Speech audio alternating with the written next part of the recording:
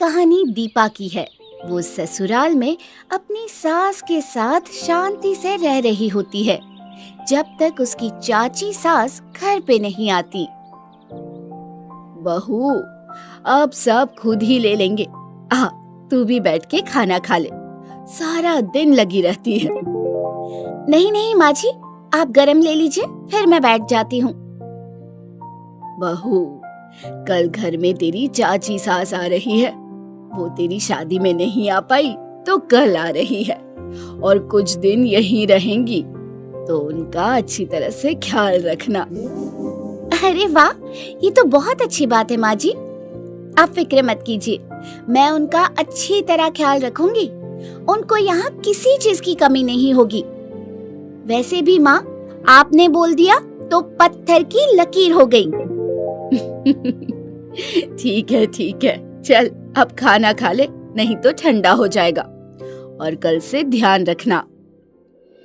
अगले दिन चाची सास उनके घर आती हैं। चाची जी, आपको यहाँ आने में कोई परेशानी तो नहीं हुई? हैं? कैसी परेशानी? मैं कोई छोटी बच्ची थोड़ी ना हूँ जो यहाँ आने का रास्ता भूल जाऊंगी और फिर रास्ते भर परेशान होती रहूंगी। क्या है ये बहू तेरी? अरे, वो तो बस तेरा हाल पूछ रही है। बहू, तुम ऐसा करो, इनका सामान इनके कमरे में रखाओ। बुरा ना मानना चाची सास का, हैं? अब ठीक है माँ जी, कोई बात नहीं। पर आप जानती है ना, मेरे बोलने का वो मतलब नहीं था। बहू सामान रखने चली जाती है। दीदी, तुम भी कैसे मजाक करती हो? बहू ने तो सिर्फ हाल चाल पूछा था। खैर, ये सब छोड़ो, कैसी हो और बेटे की शादी में क्यों नहीं आई? अब क्या बताऊं, आना तो बहुत ही चाहती थी, लेकिन ये मरा शरीर ही साथ नहीं देता। तू बता, तू कैसी है? दीदी, मैं भी बिल्कुल ठीक हूँ। तुम्हें भूख लगी होगी ना? चलो आओ, सब खाना खाते हैं। हाँ, क्यों नहीं, मुझे बहुत भूख लगी है। बोलो उस कामचोर से खाना लगाए। कामचोर कौन? अब खैर रुको। सास खाना परोसती है। बहू, तू भी बैठ जा, मैं खाना परोस देती हूँ। चाची सास से बात कर ले अपनी। माँ जी, कैसी बात कर रही हैं? लाइए, मैं परोस देती हूँ और आप बैठिए। वैसे भी कितने दिन बाद मिले हैं आप लोग। कुछ नहीं होता, तुम बैठ जाओ, मैं कर लेती हूँ। नहीं माँ जी, मैं कर देती हूँ। अरे, अब जब बहू बोल ही रही है तो करने देना उसे। वैसे भी वो उसी का काम है। सास है तू, भूल जाती है क्या? देखिए माँ जी, अब तो चाची जी ने भी बोल दिया है, अब तो मुझे करने दीजिए। चाची बोल रही है तो क्या? अरे तेरा काम है, तेरी माँ ने नहीं सिखाया? बहू ने कभी ऐसी बात नहीं सुनी थी। वो निराश हो जाती है।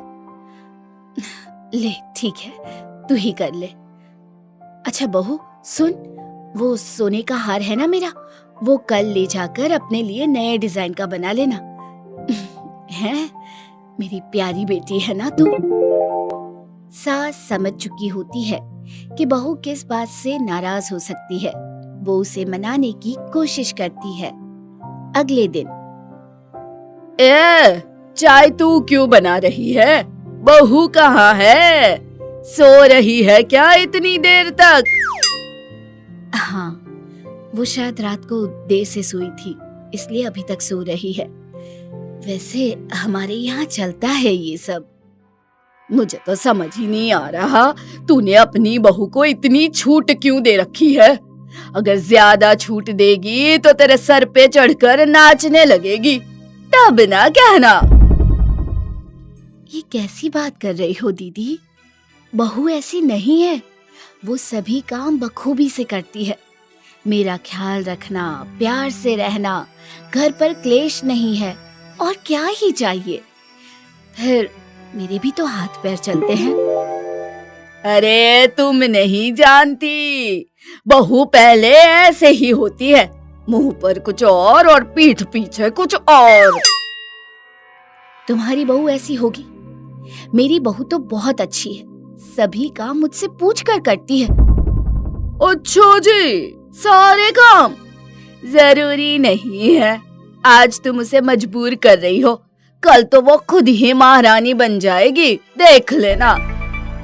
शाम को बहू बाजार से आती है। अरे वाह, बहू कितनी सुंदर साड़ी लाई है, अपनी सास के लिए लाई होगी जरूर। नहीं चाची, ये साड़ी माँ के लिए लाई हूँ, कल मैं अपने घर जाने का सोच रही हूँ। अच्छा, कल तुम अपने मायके जा रही हो? अरे बहू, जब अपनी माँ के लिए ला ही रही थी तो एक साड़ी अपनी सास के लिए भी ले आती। माना सास अच्छी है तो इसका मतलब ये ना थोड़ी कि घर की मुर्गी दाल बराबर। एक साड़ी अपनी सास के लिए भी ले आती तो सास खुश हो जाती। अब मुझे नहीं पता था माँ जी को भी साड़ी चाहिए। कोई बात नहीं, अगली बार जब बाजार जाऊंगी तो पक्का लाऊंगी। चाची सास के कान में फुसफुसाती है। देख रही हो ना, अपनी बहू के बदले बदले रंग ढंग। अब भी यही कहना चाहोगी, मेरी बहू ऐसी है वैसी है, अच्छी है? मैं तो बोलती हूँ अभी आवाज उठाओ, नहीं तो बाद में बड़ा पछताओगी। लेकिन कैसे? चाची सास को सुझाव देती है। बहू, तुम कल अपने मायके नहीं जा सकती हो। अब लेकिन माँ जी क्यों? कल आप ही ने तो बोला था। हाँ, मैंने ही बोला था, लेकिन अब मैं मना कर रही हूँ। लेकिन माँ जी क्यों? कुछ हुआ है क्या? बहू, मैंने मना कर दिया, इतना काफी नहीं है क्या? ठीक है माँ जी। बहू अंदर चली जाती है। ऐसे ही सास चाची सास के कहने पर बहू को रोक टोक करने लगती है। बहू इस रोक टोक से परेशान हो जाती है। एक दिन, देखा, मैंने तुमसे कहा था ना, मेरे नक्शे कदमों पर चलोगी तो राज करोगी। देखा, तुम्हारी बहू तुमसे बात तक नहीं करती, सवाल करना तो दूर की बात। लेकिन दीदी, आपको नहीं लगता ये कुछ ज्यादा ही हो रहा है? बहू की इसमें कोई गलती नहीं, बस इससे घर की शांति खत्म हो गई है। अरे तुम बहुते भोली हो, तुम ऐसी लड़कियों के जाल में फंस जाती हो, लेकिन मेरे होते हुए ऐसा मैं कभी नहीं होने दूंगी ना। लेकिन दीदी फिर भी। अच्छा, तो माँ जी आप ये सब इनके कहने पर कर रही हैं? तभी सोचूं, आप कुछ दिनों से इतनी बदली बदली क्यों हैं?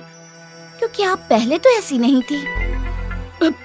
बहू, तुम कब आई यहाँ? और तुझे शर्म नहीं आती हमारी बात ऐसे सुनते हुए, हैं?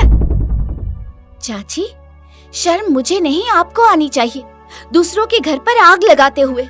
आप सही कह रही हैं, माँ जी सच में बहुत भोली हैं, इसीलिए वो आपकी इस जाल में फंस गई। बहू, कैसा जाल? माँ जी आप नहीं जानती, ये मुझे आपके खिलाफ और आपको मेरे खिलाफ भड़का रही थी।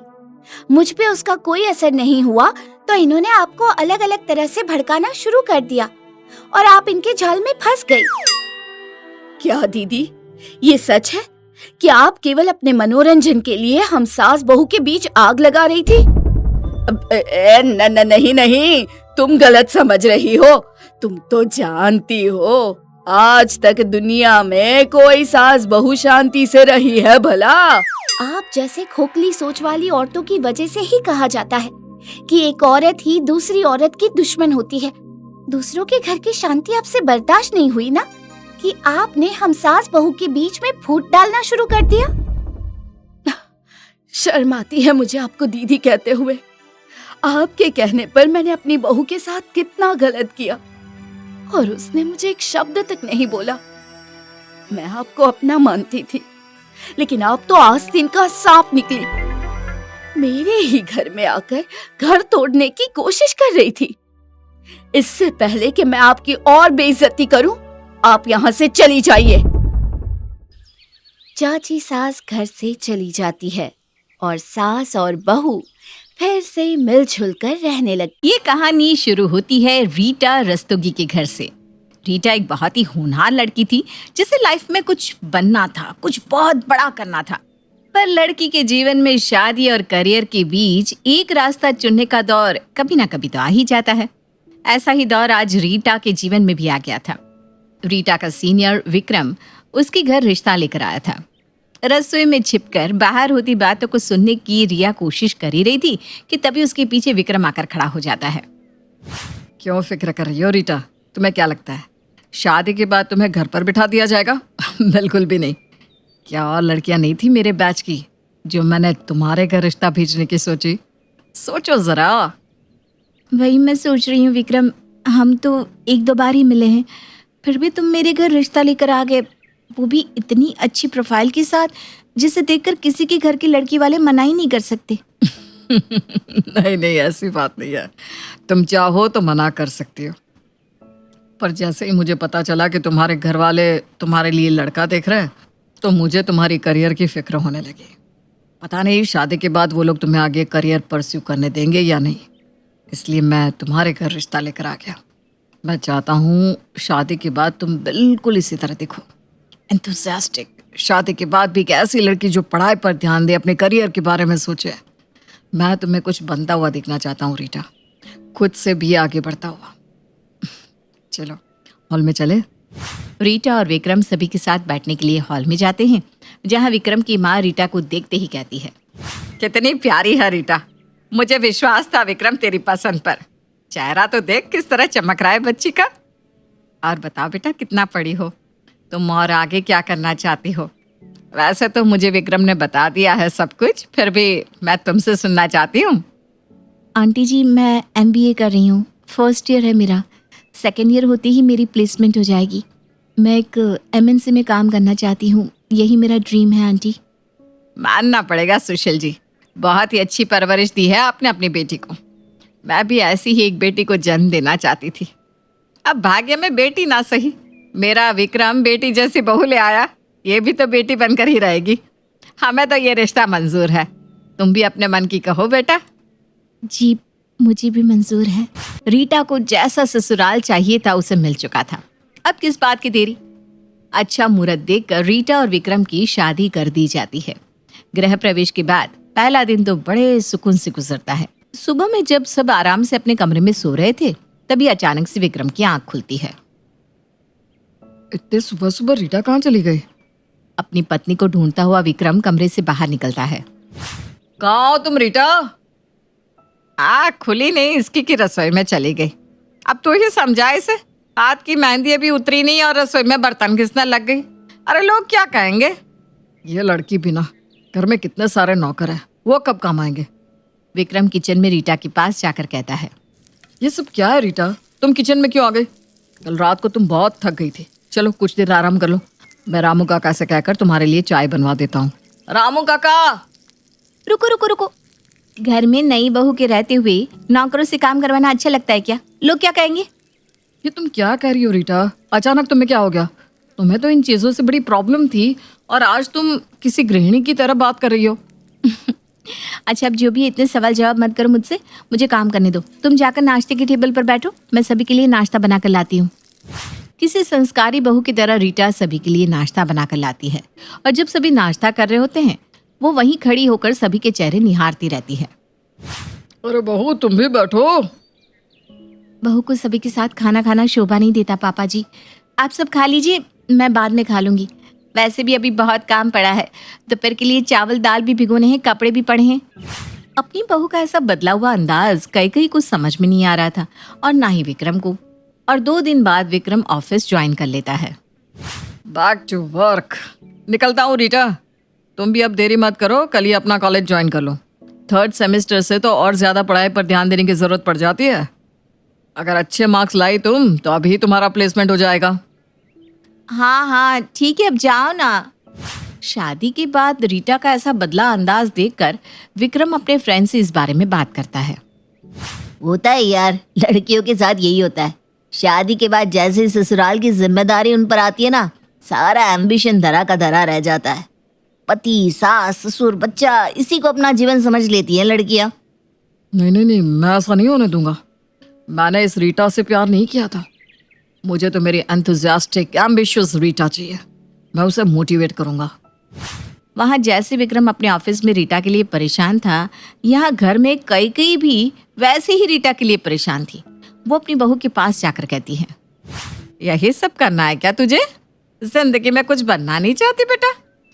तेरी ट्रॉली से निकाल कर मैंने तेरी किताबें कमरे में बिस्तर पर रख दी है। जा कमरे में और पढ़ाई शुरू कर। जो औरतें इंडिपेंडेंट नहीं होती ना, उनकी कोई इज्जत नहीं होती। खुद के आत्मसम्मान को भूल मत बहू। और घर का काम का क्या है, वो तो नौकर कर लेंगे। रघु के सामने कई अपनी बहू का हाथ पकड़कर उसे कमरे में बिठाकर कमरा बाहर से लॉक कर देती है। अब 2 घंटे बाद ये कमरा खुलेगा। अगर ये लड़की पढ़ेगी नहीं तो फेल हो जाएगी।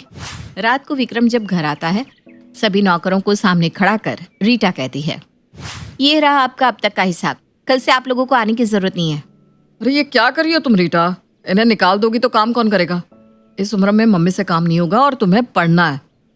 घर के कामों को संभालने की जिम्मेदारी औरत पर होती है। इन चीजों में तुम मत पढ़ो, मैं देख लूंगी। जिसे पढ़ाई करनी होती है वो घर संभालते हुए भी पढ़ाई कर सकता है। तुम बीच में मत बोलो। रीटा के आगे विक्रम कुछ नहीं बोल पाता और इसी तरह 3 महीने बीत जाते हैं और आता है रीटा के एग्जाम का दिन। सुबह आज मैंने ऑफिस से पहले ही छुट्टी ले ली थी। तुम्हें एग्जाम दिलाने जो लेकर जाना है, तुम जल्दी से तैयार हो जाओ। 10 बजे एग्जाम स्टार्ट होने वाला था और 9 बजे तक रीटा घर का काम ही करती रहती है। गुस्से में जैसे ही विक्रम किचन में उसे लेने जाता है, मम्मी जी मेरे एग्जाम से बस 1 घंटा बाकी है। ट्रैफिक मिल गया तो एग्जाम में पहुंचते पहुंचते ही 1.5 घंटे हो जाएंगे। ये सब मैं आकर कर दूंगी मम्मी जी। अब तक आपने जो कहा मैंने वही किया है। प्लीज मुझे एग्जाम में जाने दीजिए मम्मी जी। तुझे कितनी बार बोला है बहू कि पढ़ाई का भूत अपने सर से उतार दे। मेरे घर में ये सब नहीं चलने वाला। अपनी माँ का ये रूप देखकर विक्रम खड़ा का खड़ा रह जाता है। उसके पैरों तले जमीन खिसक जाती है। पर एग्जाम में देरी ना हो जाए इसलिए वो बिना कुछ कहे रीटा का हाथ पकड़े उसे एग्जाम देने ले जाता है। पर लेट हो जाने के कारण रीटा को एग्जाम हॉल में एंट्री ही नहीं मिलती और उसे रोते हुए अपने ससुराल वापस आना पड़ता है। ये सब क्या है मम्मी? ये कौन सा रूप है तुम्हारा? आज इत्तेफाक से जब मैं किचन के बाहर पहुंचा तुम्हारी बात मैंने सुन ली। तुम रीटा को एग्जाम के दिन भी काम करने के लिए कह रही थी। मुझे तो लग रहा था कि ये सब रीटा खुद अपनी मर्जी से कर रही है, पर इसके पीछे तो तुम थी। तो क्या करती मैं? तू भी तो मेरे सर पर नाच रहा था। एम्बिशियस लड़की लानी है जो जॉब करे। अरे भाई जॉब करे, क्यों करे जॉब?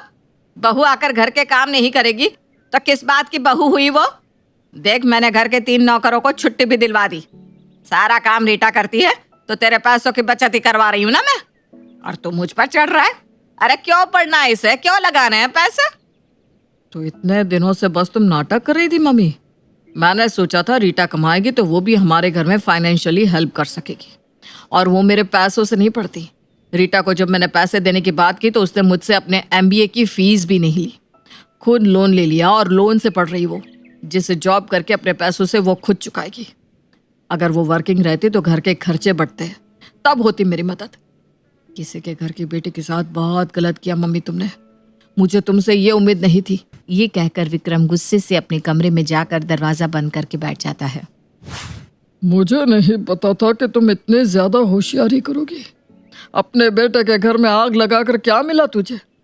जैसा नाम वैसी ही हरकत कर दी तुमने कई।